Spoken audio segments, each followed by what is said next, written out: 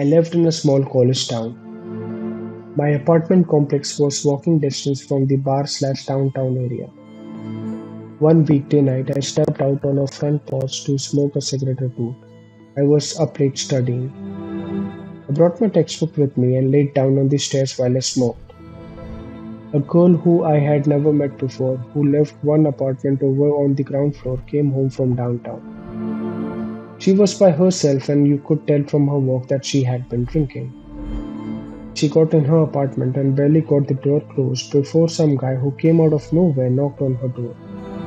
She opened and I noticed he introduced himself, which was weird because it was like 2:30 in the morning.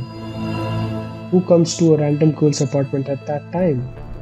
So I decided to stay outside and pay attention. They ended up talking for over 10 minutes. She later acknowledged how weird the situation was but did not know how to end the conversation. He would do the creepiest things, like he reached up and stroked her hair at least 3 times, and he would try to slowly inch his way closer to her door. I made a point of being loud with my textbook so he would know I was there, and he disappeared as eerily as he came. We called the cops, and days later they had the girl and I sit with their sketch artist. As soon as the sketch was made public, floods of calls came in.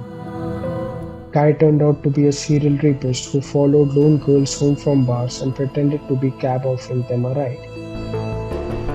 This girl just got lucky because she lived so close to the bar he didn't get a chance to pull the cab routine.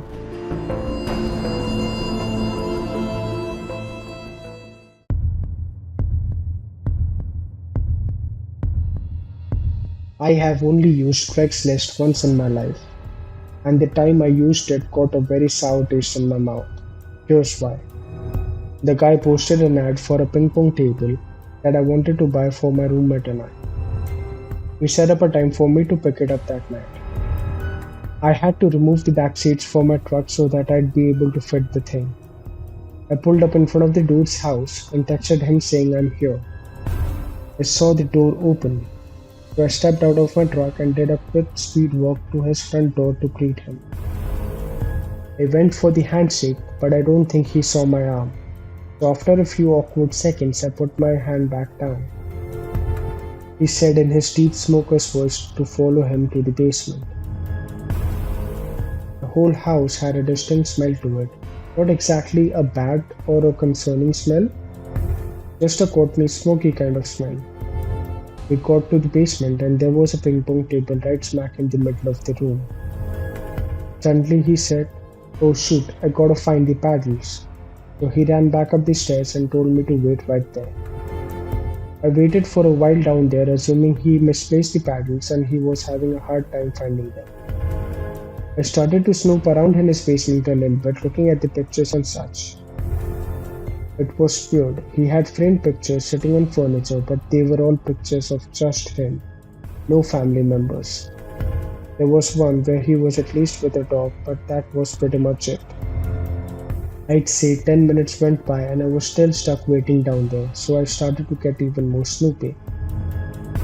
There was a back storage room in his basement that I started to observe for some reason. There was a drawer to his utility desk that was hanging half open. I pulled it fully open and had revealed old Polaroid pictures. But these pictures were horrific and disturbing. They were all pictures of some girl who was tied to the chair and her mouth covered with tape. There were also yellow folders stacked in a row next to the photos. They were labeled A to Z. I didn't have it in me to open the folders and see what were inside. I took my phone out to take the pictures of the content of the drawer and planned to send it to my friends immediately. But I didn't have any service down there. It was definitely time to go. I ran back to the door to the top of the stairs, but my nightmare only became worse finding out that the door was locked. As soon as I tried the doorknob door, I heard a deep raspy voice of the man on the other side of the door. He was apologizing, saying that the door accidentally locked and he would go look for the key real quick. I didn't say a word in response. I examined the keyhole closely, ran back down the stairs to the man's utility desk, grabbed 3 screwdrivers of varying sizes, and tried each one in the keyhole for the door. The smallest screwdriver managed to fit in the rectangular shaped keyhole, allowing me to turn it enough to unlock and open the door. I didn't stop and look around. I simply ran out the door into my car. I didn't look back at the house. I simply drove to the nearest police station, showed them the pictures, gave them the address, told them where to find the photos, and that was enough for them to start their investigation. A few days later, I got all the information. The man was part of a child pornography trade on the deep web, which was how he made his living apparently.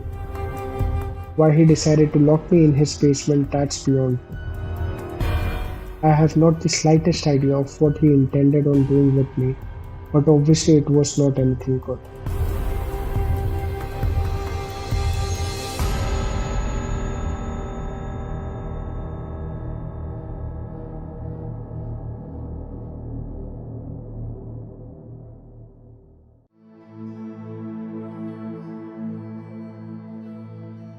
I used to babysit in my teenage years.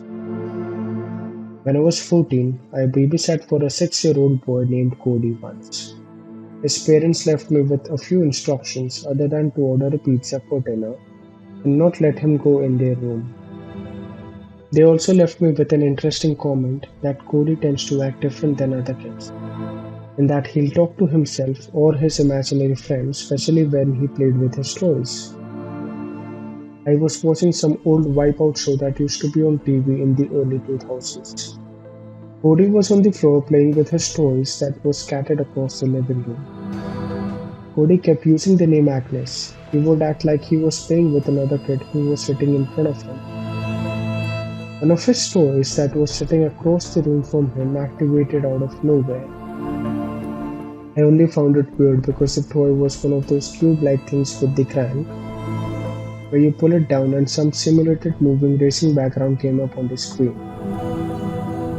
It was the kind of a toy that would take some effort to activate, and that was activated all by itself.